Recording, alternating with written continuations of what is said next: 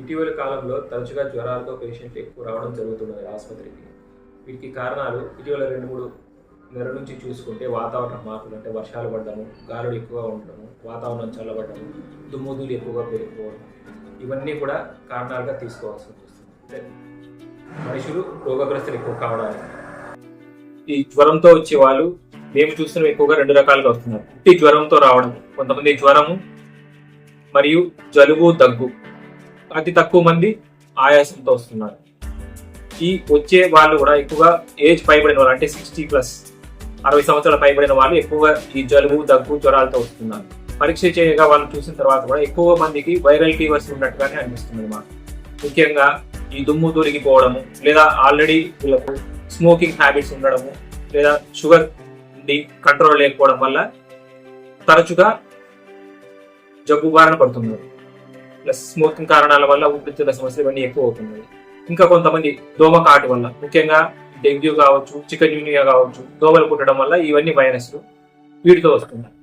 ఈ ఏదైనా viral fever వచ్చిన తర్వాత సాధారణంగా మామూలు మనిషి ఎటువంటి రిస్క్ ఫ్యాక్టర్స్ అంటే స్మోకింగ్ కానీ, షుగర్ కానీ ఇట్లాంటివి లేని వాళ్ళకు పెద్దగా ఇబ్బంది పెట్టకుండా చాలా వరకు తగ్గిపోతుంది 80% మందికి. కొంతమంది అంటే 15% నుంచి 20% మందికి మాత్రమే ఎక్కువ రోజులు బాధపడుతున్నారు. అంటే ఈ వైరస్ ఒకసారి లోపలికి ఎంటర్ అయిన తర్వాత రోగ నిరోధక శక్తి తగ్గిపోవడము, వేరే క్రిమి వచ్చి చేయడం, అంటే బ్యాక్టీరియా వచ్చి చేయడం వల్ల ఈ జ్వరాలు ఎక్కువ రోజులు ఉంటున్నాయి. కొంతమంది సాధారణంగా వచ్చే లక్షణాలు మేము చూస్తున్న పేషెంట్లలో తీవ్ర జ్వరం, 4 రోజులు 5 రోజులు జ్వరం తరచూ రావడము, జలుబు, దగ్గు, తలనొప్పి, వీటితో ఎక్కువగా ఇబ్బందిగా వస్తున్నారు.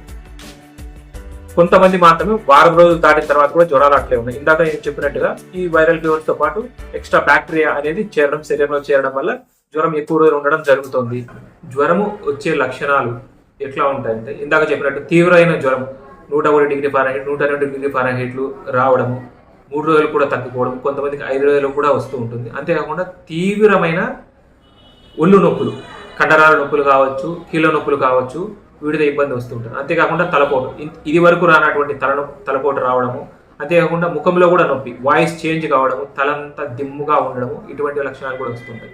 కొంతమందికి జలుబు వల్ల వచ్చిన పేషెంట్లకు ఈ చెవి వినికిడి కూడా, అంటే చెవి కూడా దిమ్ముగా ఉండడము, ఏదో గీ అని శబ్దం రావడము, అటువంటి ఇబ్బందులు వస్తూ ఉంటాయి.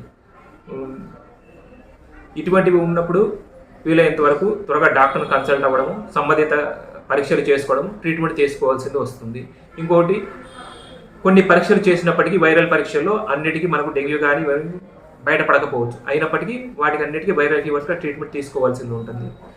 ఏదైనా కాంప్లికేషన్స్ పోయే వాళ్ళు చాలా తక్కువ మంది ఉంటారు. వారందరూ కూడా ఫాలోఅప్లో ఉండాలి. అవసరమైతే ఛాతీకి ఎక్స్రే తీసుకోవడం కానీ, కడుపుకు స్కానింగ్ చేసుకోవడం కానీ, ఇందాక చెప్పినట్టు డెంగ్యూ ఫీవర్లో కడుపులో నీరు చేరడము, ఈ లివర్ ఉబ్బిపోవడం అటువంటివి జరుగుతూ ఉంటుంది. అటువంటి పరీక్షలు కూడా చేసుకోవాల్సింది వస్తుంది.